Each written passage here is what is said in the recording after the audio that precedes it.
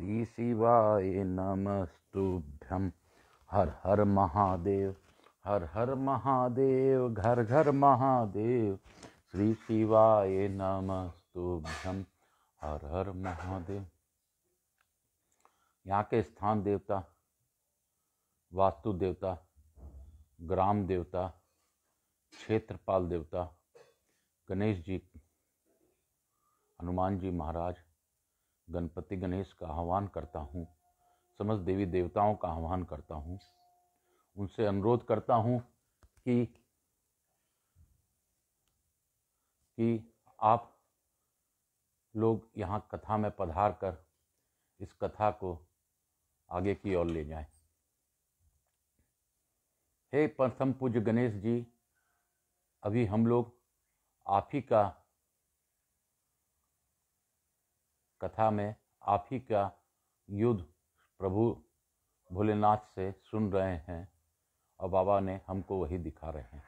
तो उस कथा में आगे की ओर आप ले जाएं, आप ही इसमें आनंद प्रदान करें और सभी पर कल्याण करें। मैं अपनी कुलदेवी केशर सती माता से भी प्रार्थना पूर्वक अनुरोध करता हूं कि वे इस कथा में पधार कर और हम पर, हमारे परिवार पर अपनी आशीर्वाद बनाए रखें। मेरे पूर्वज सभी का नमन करते हुए मैं आकाश कुमार राजगढ़िया, बंसल गोत्रोत्पन्नोहम, उमा शंकर नारायणी देवी राजगढ़िया का पुत्र, आचार्य संगीत कृष्ण जी महाराज सांवरिया बाबा का शिष्य, आप सबों को वंदन करते हुए, प्रणाम करते हुए, भोलेनाथ से प्रार्थना करते हुए आज की कथा आगे की ओर ले जाऊंगा। मेरे गुरु आचार्य संगीत कृष्ण जी महाराज से आज्ञा प्राप्त कर मैं इस कथा को आगे की ओर ले जा रहा हूँ। हे भोलेनाथ, आप ही सुन लीजिए, आप ही सुनवा लीजिए, आप ही कर लीजिए, मेरे में कोई क्षमता नहीं है। हे भोलेनाथ, इस अद्भुत कथा में, शिव महापुराण में आपने मुझे चुना है, इसके लिए कोटि कोटि नमन करते हुए आज की कथा को आगे की ओर ले जा रहा हूँ। शिव काशी, शिव काशी, काशी काशी शिव काशी, शिव काशी, शिव काशी, काशी काशी शिव काशी। हे भोला सब दुख काटो महारा, हे शंभु सब दुख काटो महारा। श्री शिवाय नमस्तुभ्यं, हर हर महादेव। श्री शिवाय नमस्तुभ्यं, हर हर महादेव।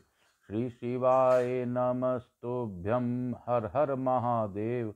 श्री शिवाय नमस्तुभ्यं, हर हर महादेव। श्री शिवाय नमस्तुभ्यं, हर हर महादेव। काल हर दुखहर दारिधर कष्टहर, हर हर महादेव। काल हर दुखहर दारिधर कष्टहर, हर हर महादेव। काल हर दुखहर दारिधर कष्टहर, हर हर महादेव। अर्थ सप्तदशों अध्याय। हम लोग 17वें अध्याय में प्रवेश कर रहे हैं। नारद जी बोले, हे ब्रह्मवान, हे महाप्राज्ञ, अब आप मुझे बताइए कि संपूर्ण समाचार सुन लेने के बाद महादेवी ने क्या किया, उसे ठीक ठीक सुनना चाहता हूँ। ब्रह्मा जी बोले, हे मुनिश्रेष्ठ, उसके बाद जगदम्बा का जो चरित्र हुआ उसे अब मैं संपूर्ण रूप से कह रहा हूँ, सुनिए। गणाधिप उस गणेश के मार दिए जाने पर शिव जी के गणों ने मृदंग एवं पटह बजाए तथा महान उत्सव किया। हे मुनीश्वर, शिव जी भी गणेश का सिर छेदन कर जो ही दुखी हुए, उसी समय गिरजा देवी अत्यंत क्रोधित हो गई। उन्होंने कहा, हाय मैं क्या करूं, कहाँ जाऊं, मुझे बहुत बड़ा दुख उत्पन्न हो गया है। इसके मरने से तो मुझे बड़ा क्लेश हुआ, वह दुख किसी प्रकार से दूर हो सकता है। सभी देवताओं तथा गणों ने मेरे पुत्र को मार डाला है, अतः मैं उसका नाश कर दूंगी अथवा प्रलय कर दूंगी। इस प्रकार दुखी हुई उन सर्वलोक महेश्वरी ने उसी क्षण कुपित होकर करोड़ों शक्तियों को उत्पन्न किया। तेज से जज्वल्यमान उन उत्पन्न हुई शक्तियों ने जगदम्बा पार्वती को नमस्कार कर कहा, हे मात, आज्ञा दीजिए। हे मुनीश्वर, यह सुनकर शंभु की शक्ति महामाया प्रकृति ने क्रोध से भरकर उन सभी शक्तियों से कहा। देवी बोली, हे देवियों, तुम सब मेरी आज्ञा से प्रलय कर डालो, इसमें आप सभी को विचार नहीं करना चाहिए। हे सखियों, तुम लोग देवता, ऋषि, यक्ष, राक्षस और अपने तथा दूसरे सबको हठपूर्वक खा डालो। ब्रह्मा जी बोले, तब पार्वती जी की आज्ञा पाते ही वे सभी शक्तियां क्रोध में भरकर देवता आदि सभी देवता का संहार करने के लिए उद्यत हो गई। जिस प्रकार अग्नि तीनों को संहार कर देती है, उसी प्रकार से वे समस्त शक्तियां भी संहार करने लगी। शिव के गण आदि विष्णु, ब्रह्मा, शंकर, इंद्र, यक्षराज, स्कंद अथवा सूर्य आदि का भी वे निरंतर संहार करने लगी। जहां जहां दृष्टि जाती वहां वहां केवल शक्तियां ही दिखाई पड़ती थी। उस समय कराली, कुब्ज का, खंजा, लंब शीर्षा आदि अनेक शक्तियां देवताओं को हाथ से पकड़कर मुख में डालने लगी। उस संहार को देखकर हर ब्रह्मा, हरि तथा इंद्र आदि सभी देवतागण एवं ऋषि इस संदेह में पड़ गए कि क्या देवी अकाल में ही प्रलय कर देगी। इस प्रकार उनसे जीवन की आशा समाप्त सी हो गई। सभी लोगों ने मिलकर कहा कि अब हमें क्या करना चाहिए, सब लोग इस पर विचार करें। इस प्रकार प्रश्न पर विचार करते हुए वे कहने लगे, यदि गिरजा देवी प्रसन्न हो जाएं तो शांति हो सकती है, अन्यथा करोड़ों उपायों से भी शांति संभव नहीं है। अनेक प्रकार की लीलाओं को करने में प्रवीण शिव जी भी सबको मोहित करते हुए लौकिक गति का आश्रय लेकर दुख में पड़ गए। किंतु सभी देवताओं को कमर उस समय टूट गई जब पार्वती के पास जाने का प्रश्न उठा। उन्होंने सोचा कि पार्वती साक्षात क्रोध की मूर्ति है, कोई भी उनके सामने जाने का साहस नहीं कर सकता है। हे मुने, उस समय देवता, दानवगण, दिक्पाल, यक्ष, किन्नर, मुनि, विष्णु, ब्रह्मा और महाप्रभु शंकर आदि तथा अपना पराया कोई भी गिरजा के सामने खड़ा होने के समर्थ नहीं हुआ। सभी ओर से पार्वती के जलते हुए उस दाहक तेज को देखकर सभी लोग दूर खड़े हो गए। हे मुने, उसी समय दिव्य दर्शन वाले आप नारद देवगणों को सुखी करने वहां पहुंच गए। पास आकर मुझ ब्रह्मा, विष्णु तथा शंकर को प्रणाम कर सबके साथ मिलकर आप कहने लगे, सोच विचार कर कि ही कोई काम करना चाहिए। उसके बाद सभी देवताओं ने अपने आप महात्मा के साथ मंथना की कि इस दुख की शांति किस प्रकार होगी। उसके बाद उन्होंने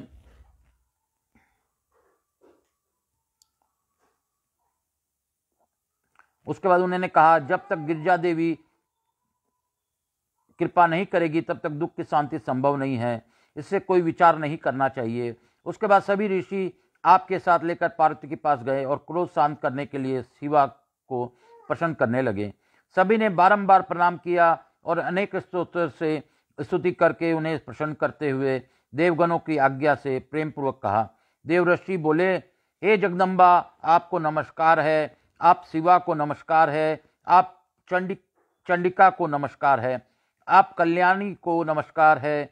हे अम्ब, आप ही आदि शक्ति हैं, आप ही सर्वदा सृष्टि करने वाली, पालन करने वाली तथा प्रलय करने वाली शक्ति हैं। हे देवेशी, आप प्रसन्न हो, शांति कीजिए, आपको नमस्कार है। हे देवी, आपके क्रोध से सारा त्रिलोक्य विफल हो रहा है।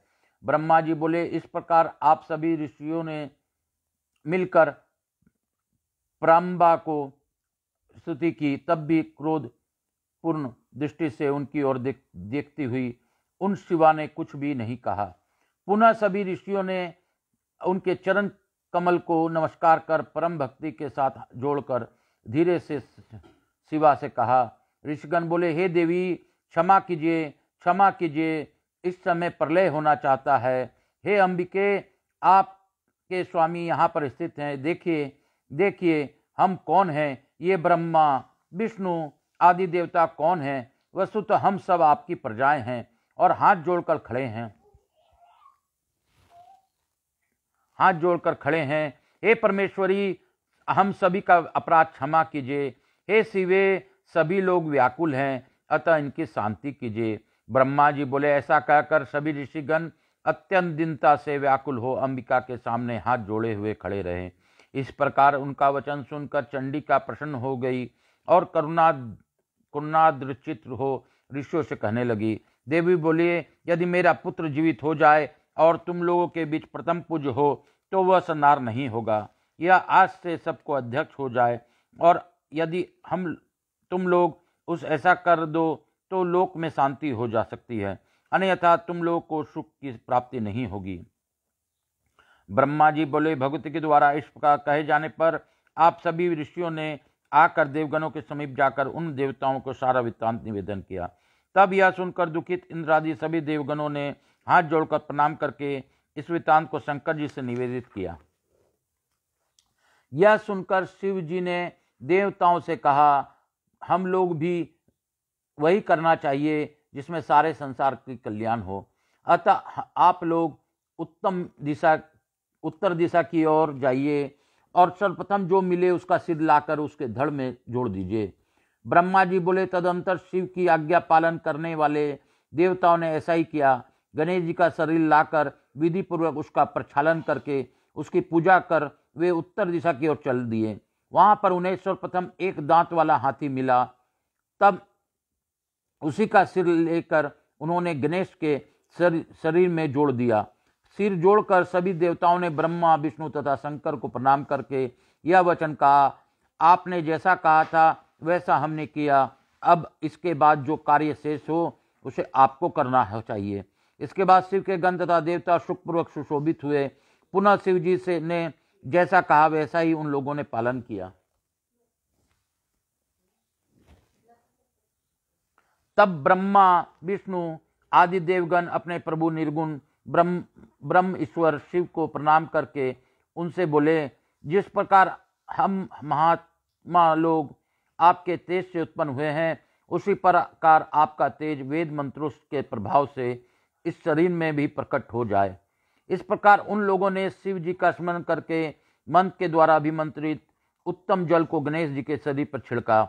उस जल के स्पर्श मात्र से ही वह बालक शिव जी की इच्छा से चेतना युक्त हो जीवित हो गया और सोए हुए की भांति उठ बैठा।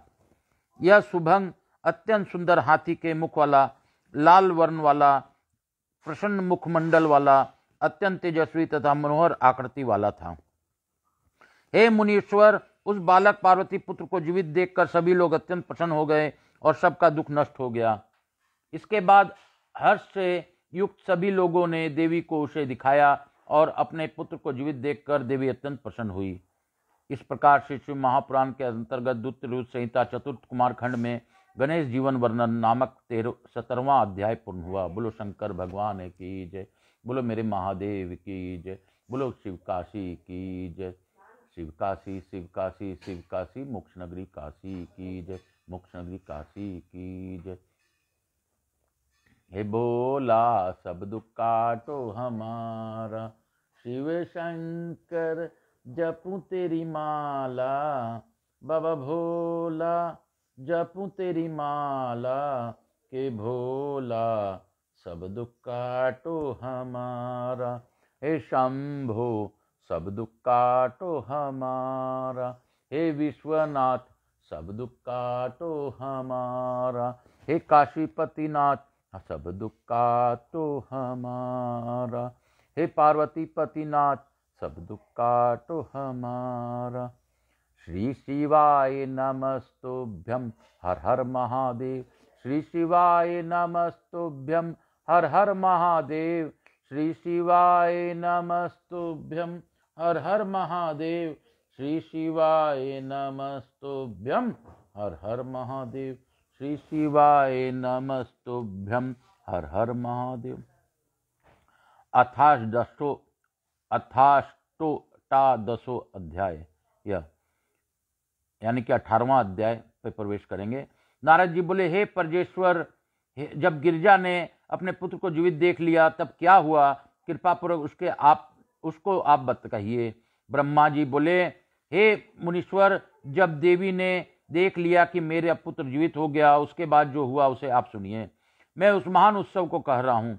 हे मुने, जब व्याकुलता से रहित तथा विशेष आकृति वाले शिवा पुत्र गजानन जीवित हो गए, तब देवताओं ने उन्हें गणाध्यक्ष के पद पर अभिषिक्त किया। भगवती पार्वती अपने पुत्र को अभिषिक्त देखकर अत्यंत हर्षित हो गई और अपनी दोनों भुजाओं से बालक को गोद में लेकर प्रेम पूर्वक उसका आलिंगन करने लगी। जगदम्बा ने उसे अपने पुत्र को बड़े प्रेम से नाना प्रकार के वस्त्र तथा अलंकार प्रदान किए। उन देवी ने उनके अनेक प्रकार से सिद्धियों से उस बालक को पूजन करके सभी दुखों को दूर करने वाले अपने कल्याणकारी हाथ से उसका स्पर्श किया। पूजन करने के उपरांत देवी ने उसका मुख चूमा और प्रेम से उसे उन अनेक वरदान दिए और कहा, पुत्र, तुमने इस समय बड़ा कष्ट उठाया। हे पुत्र, तुम धनी हो और कृतकृत हो। तुम सभी देवताओं के पहले पूजे जाओगे और सदा दुख रहित रहोगे। क्योंकि इस समय तुम्हारे मुखमंडल पर सिंदूर दिखाई देता है, इसलिए लोगों के द्वारा तुम सदा सिंदूर से पूजित होगे। जो मनुष्य पुष्प, चंदन, सुगंधित द्रव्य, उत्तम नैवेद्य, विधि पूर्वक आरती, तांबूल, दान, परिक्रमा तथा नमस्कार विधान से तुम्हारा पूजा करेगा, उसे संपूर्ण सिद्धि प्राप्त होगी, इसमें संदेह नहीं। इतना ही नहीं, तुम्हारे पूजन से समस्त विघ्न भी निसंदेह विनिष्ट हो जाएंगे। ब्रह्मा जी बोले, ऐसा कहकर उन महेश्वरी देवी ने नाना प्रकार के उत्कृष्ट पदार्थों से पुनः अपने उस पुत्र का पूजन किया। हे विप्र, जब गिरिजा की कृपा से क्षण मात्र में देवताओं का तथा विशेषकर शिव गणों को शांति प्राप्त होगी, उस समय इंद्र आदि देवता प्रसन्नता से शिव की स्तुति करके उन्हें प्रसन्न कर भक्ति युक्त होकर पार्वती के पास ले गए। शिव को ले जाने के अनंतर उन देवताओं ने तीनों लोक के सुख के लिए महेश्वरी के उस पुत्र को शिव की गोद में बिठा दिया। शिव जी ने भी उस बालक के सिर पर अपना कर कमल रखकर देवगणों से यह वचन कहा, यह मेरा दूसरा पुत्र है। तब गणेश ने भी उठकर शिव को, पार्वती को, मुझे विष्णु को प्रणाम करके सबके सामने खड़े होकर नारद आदि सभी ऋषियों से कहा, आप लोग मेरे अपराध को क्षमा करें। मनुष्यों से मान ऐसा ही होता है। तब मैं ब्रह्मा, विष्णु तथा शंकर, इन तीनों देवताओं ने एक साथ ही उस बालक को प्रेम पूर्वक उत्तम वर प्रदान करते हुए कहा, जिस प्रकार हम तीनों श्रेष्ठ देवता तीनों लोकों में पूजे हैं, उसी प्रकार ये गणेश भी सभी के द्वारा पूजे जाएं। हम लोग प्राकृतिक मौलिक देवता हैं, उसी प्रकार ये भी प्राकृत हैं। गणेश विघ्नों का हरण करने वाली तथा सभी कामनाओं का फल प्रदान करने वाले हैं। पहले इनकी पूजा करके बाद में मनुष्य हम लोगों की पूजा करें। यदि हम लोगों की पूजा की गई और उनकी पूजा नहीं की गई, और हे देवताओं, यदि कोई उनका पूजा किए बिना अन्य देवताओं की पूजा करेगा तो उसे उस पूजा का फल प्राप्त नहीं होगा, इसमें संदेह नहीं है। ब्रह्मा जी बोले, ऐसा कहकर शिव जी ने अनेक प्रकार के वस्तुओं से गणेश जी की पूजा की। उसके बाद विष्णु के द्वारा भी वे पूजित हुए। तदंतर मैंने एवं पार्वती ने उनकी पूजा की। देवगणों ने भी बड़े आदर के साथ उनका पूजन किया। उसी स्थान पर ब्रह्मा, विष्णु एवं शिव ने एक साथ मिलकर पार्वती की प्रसन्नता हेतु उन गणेश का सर्वाध्यक्ष शब्दों में संबोधित किया। उसके बाद शिव ने प्रसन्न मन से उन गणेश को लोक में सदा सुख देने वाला अनेक वर दिए। शिव जी बोले, हे पार्वती पुत्र, मैं तुम्हारे ऊपर प्रसन्न हूं, इसमें संदेह नहीं। मेरा संतुष्ट रहने पर जगत संतुष्ट हो जाता है, कोई भी विरुद्ध नहीं हो सकता। तुम बालक रूप से हो और शक्ति के महापराक्रमी एवं परम तेजस्वी पुत्र हो, इसलिए सर्वदा सुखी रहो। हे बालक, विघ्नों के नष्ट करने के में तुम्हारा नाम सर्वश्रेष्ठ होगा। आज से तुम मेरे संपूर्ण गणों के अध्यक्ष एवं सबके पूजनीय होगे। इस प्रकार कहकर शंकर ने गणेश को उनके अनेक पूजा विधि बतलाकर उसी क्षण उन्हें अनेक आशीर्वाद प्रदान किए। उसके बाद देवताओं एवं अप्सराओं ने प्रसन्न होकर अनेक प्रकार के गीत, बात तथा नृत्य किए। इसके बाद कल्याणकारी महात्मा शंकर ने प्रसन्न होकर उन गणेश को पुनः वर प्रदान किया। हे गणेश्वर, तुम भाद्रपद मास में कृष्ण पक्ष की चतुर्थी को शुभ चंद्रोदय काल में उत्पन्न हुए हो और रात्रि के प्रथम प्रहर में गिरजा के चित्त से तुम्हारा रूप अभिभूत हुआ है, इसलिए उसी दिन तुम्हारा उत्तम व्रत होगा। उस दिन से आरंभ कर उसी तिथि की सभी सिद्धियों के लिए मनुष्य को प्रसन्नतापूर्वक इस सुंदर व्रत का अनुष्ठान करना चाहिए। एक वर्ष में जब मास के कृष्ण पक्ष की चतुर्थी तिथि पुनः आए तब तक वर्ष पर्यंत तुम्हारा व्रत को मेरा आज्ञा से करना चाहिए। जो लोग इस संसार में अनेक प्रकार के अतुल सुख चाहते हैं, वे प्रत्येक चतुर्थी के दिन विधि पूर्वक तुम्हारी पूजा करें। मार्गशीर्ष के महीने में रमा नामक जो चतुर्थी होती है, उस दिन प्रातःकाल स्नान कर व्रत के लिए ब्राह्मणों से निवेदन करें, दुर्वा से पूजन करें तथा उपवास करें। रात्रि का प्रथम प्रहर उपस्थित होने पर स्नान करके मनुष्य को गणेश का पूजन करना चाहिए। धातु से, मूंग से, श्वेत अर्क से अथवा मिट्टी से गणेश की मूर्ति का निर्माण करके उसका प्रतिष्ठा कर मनुष्य सावधान होकर नाना प्रकार के दिव्य ग्रंथ, चंदन तथा पुष्पों से उनकी पूजा करे। गणेश जी की पूजा के लिए जो दुर्वा हो वह 1 बित्ते 12 अंगुल लंबी की हो और 3 गांठ से युक्त तथा मूल रहित होनी चाहिए। इस प्रकार की 101 दुर्वाओं अथवा 21 दुर्वाओं के द्वारा स्थापित प्रतिमा की पूजन करें। धूप, दीप तथा नाना प्रकार के नैवेद्य, तांबुल, अर्घ आदि उत्तम द्रव्यों से और प्रणाम तथा स्तुति के द्वारा गणेश की पूजा करें। इस प्रकार तुम्हारा पूजन कर बाल चंद्रमा की पूजा करें। तदंतर ब्राह्मणों की पूजा करके प्रसन्नता पूर्वक मधुर पदार्थों का भोजन करना चाहिए। इसके बाद स्वयं भी लवण रहित मधुर भोजन करना चाहिए। तत्पश्चात अपना सारा नियम विसर्जित करें और गणेश जी का स्मरण करें। इस प्रकार का अनुष्ठान करने से यह शुभ व्रत संपूर्ण होता है। इस प्रकार व्रत करने हुए 1 वर्ष बीत जाए तब उस व्रत को संपूर्ण के लिए उद्यापन करना चाहिए। मेरी आज्ञा से उससे 12 ब्राह्मणों को भोजन कराए तथा 1 कलश की स्थापना करके तुम्हारी पूजा करे, मूर्ति की पूजा करे। वेदी पर अष्टदल कमल बनाकर मनुष्यों को धन की कृपांता से रहित होकर वेद विधि से होम करना चाहिए। इसके बाद मूर्ति के आगे 2 स्त्रियां एवं 2 बटुकों की विधि पूर्वक पूजा कर आदर से उन्हें भोजन कराएं। रात्रि में जागरण करें, प्रातःकाल पुनः पूजन करें। इसके बाद गणेश जी से पुनः आने के लिए प्रार्थना कर उनका विसर्जन करें। तत्पश्चात बालक बटुओं से आशीर्वाद ग्रहण करे तथा स्वास्थ्य वचन भी कराए और व्रत की संपूर्णता के लिए पुष्पांजलि समर्पित करे। इसके बाद नमस्कार कर अन्य कार्य संपन्न करे। जो इस प्रकार व्रत का अनुष्ठान करता है उसे अभीष्ट फल की प्राप्ति होती है। हे गणेश्वर, जो श्रद्धा के साथ नित्य अपनी शक्तियों के अनुसार सभी कामनाओं का फल प्राप्त करने के लिए सिंदूर, चंदन, टंडूल, केतकी की फूल तथा अनेक प्रकार के उपचारों से तुम गणेश की पूजा करेगा और इस प्रकार जो भी लोग भक्ति पूर्वक अनेक उपचारों से तुम्हारी पूजा करेगा उनको सदा सिद्धि प्राप्त होगी तथा उनको विघ्नों का नाश हो जाएगा। सभी वर्णों विशेषकर स्त्री जनों को गणेश का पूजन अवश्य करना चाहिए। अपने अभ्युदय की कामना करने वाले राजाओं को विशेष रूप से पूजन करना चाहिए। हे गणेश, मनुष्य जो कामनाएं करता है तुम्हारी पूजा से उसे निश्चित रूप से प्राप्त करता है। इसलिए कामना करने वाले उस मनुष्य को सदैव तुम्हारा पूजन करना चाहिए। ब्रह्मा जी बोले, हे मुने, जब महात्मा शिव जी ने गणेश जी से इस प्रकार कहा, सभी देव गणों, ऋषिवरों तथा समस्त शिवप्रिय गणों ने तथास्तु कहकर विधि पूर्वक गणपति का पूजन किया।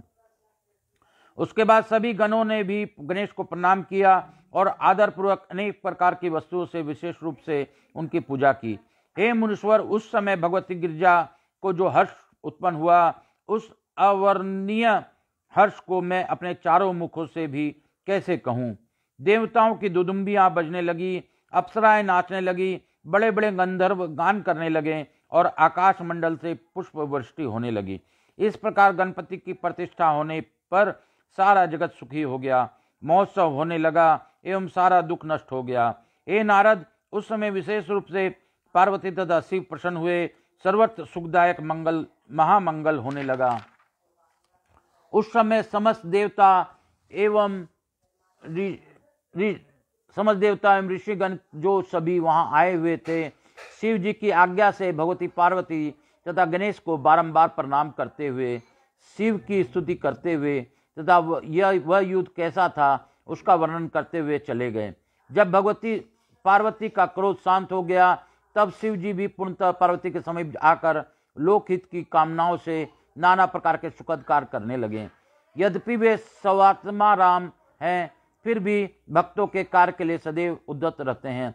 विष्णु तथा मैं ब्रह्मा उन पार्वती एवं शंकर को भक्ति पूर्वक सेवा कर तथा शिव की आज्ञा लेकर अपने स्थान को आ गए। हे नारद, हे भगवान, हे मुनीश्वर, आप भी शिव के यश का गान करके उनसे पूछकर अपनी भवन को चले आए। हे नारद, आपके द्वारा पूछे जाने पर मैंने आपसे विघ्नेश्वर गणेश जी के यश से मिश्रित भगवान शिव तथा भगवती शिवा के यश का आदर पूर्वक पूर्ण रूप से वर्णन कर दिया।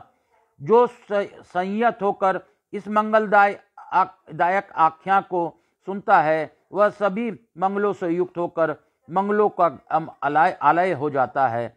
पुत्रहीन को पुत्र, निर्धन को धन, स्त्री की इच्छा वाले को स्त्री एवं प्रजा चाहने वाले को प्रजा की प्राप्ति होती है। रोगी का आरोग्य, भाग्यहीन को सौभाग्य, नष्ट पुत्र वाले को पुत्र, नष्ट धन वाले को धन एवं जिस स्त्री के पति विदेश गया हो और उसका पति को प्राप्ति होती है, और शोक युक्त पुरुष शोक से रहित हो जाता है, इसमें संशय नहीं है। गणेश से संबंधित यह आख्या जिसके घर में नित्य रहता है, वह सर्वदा मंगल से युक्त होता है, इसमें संशय नहीं है। यात्रा काल में तथा पवित्र पर्व पर जो कोई सावधान होकर उसे सुनता है, वह गणेश की कृपा से संपूर्ण मनोरथ प्राप्त कर लेता है। बोलो गणेश जी महाराज की जय, बोलो मेरे भोलेनाथ की जय, बोलो काशी विश्वनाथ की जय। शिव काशी शिव काशी, काशी काशी शिव काशी, काशी काशी शिव काशी, मोक्ष नगरी काशी की जय। बोलो मेरे भोलेनाथ की जय, बोलो काशी विश्वनाथ की जय। शिव काशी शिव काशी, शिव काशी शिव काशी, मोक्ष नगरी काशी की जय। इति श्री शिव महापुराणे द्वितीयाया रुद्र संहिताया चतुर्थ कुमार खंडे गणेश गण आधिपति पदवी प्रतिष्ठा वर्णन नाम 18वां अध्याय। इस प्रकार श्री शिव महापुराण के अंतर्गत द्वितीय रुद्र संहिता के चतुर्थ कुमार खंड में गणेश को गणाधिप की पदवी प्राप्ति पर वर्णन नामक 18वां अध्याय पूर्ण हुआ। बोलो शंकर भगवान की जय, बोलो काशी विश्वनाथ की जय। शिव काशी काशी काशी शिव काशी, मोक्ष नगरी काशी की जय, मोक्ष नगरी काशी की जय। भोला सब दुख काटो हमारा, हे शंभो सब दुख काटो हमारा। हे गणेश जी महाराज, आज आपकी अद्भुत लीला का वर्णन हमने सुना, आपका गणाधिपति बनने का वर्णन सुना, प्रथम पूज्य बनने का हमने आशीर्वाद सुना, आपकी पूजा का वर्णन सुना, आपका पूजा का महात्म्य सुना।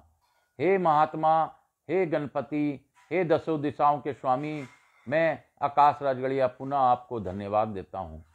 आपसे अनुरोध करता हूँ कि आप हमारे यहाँ रहकर लक्ष्मी जी के साथ और अपने शिव महापरिवार के साथ, भोलेनाथ के साथ, सभी परिवार के साथ हमारे घर में रहिए और हम लोगों पर अपनी अखंड कृपा बनाए रखिए। हे महादेव, हे गणेश जी महाराज, मैं आपको धन्यवाद देता हूँ। बाकी आवाहित सभी देवी देवता से अनुरोध करता हूँ कि अपने अपने स्थान को गमन करें और पुनः बुलाने पर फिर पधारे। हे महादेव, हे देवादिदेव महादेव, मैं आकाश कुमार राजगढ़िया, बंसल गोत्र उत्पन्नो हम, उमा शंकर नारायणी देवी राजगढ़िया का पुत्र, सांवरिया बाबा का शिष्य, अपने पूर्वजों को याद करता हुआ मैं आप सबों का वंदन करता हुआ, हे बाबा भोलेनाथ, आपसे पुनः प्रार्थना करता हुआ, हे गिरजानाथ, हे पार्वती पते, मैं आपको प्रणाम करता हूँ। हे माँ गिरजा, हे पार्वती मैया, मैं आपका साष्टांग प्रणाम करता हूँ। आप ही मेरी माता हैं, आप ही मेरे पिता हैं, आप ही शिव हैं, आप ही शक्ति हैं। मैं आप दोनों का संपूर्ण विधि से आपके परिवार के साथ आपको प्रणाम करता हूँ। हे महादेवी, हे महादेव, आप मुझ पर कृपा कीजिए, मुझसे जुड़े लोगों पर कृपा कीजिए। जो लोग मुझसे जरा सा भी उपेक्षा अगर कोई भी रखते हैं तो उनको अगर उनको गति प्राप्ति के लिए आगे की मुक्ति चाहिए तो उनको मुक्ति प्रदान कीजिए। हे महादेव, आपने मुझे शिव महापुराण की अद्भुत कथाओं को सुनाने का मौका दिया है, इसके लिए मैं आपको फिर से धन्यवाद देता हूँ।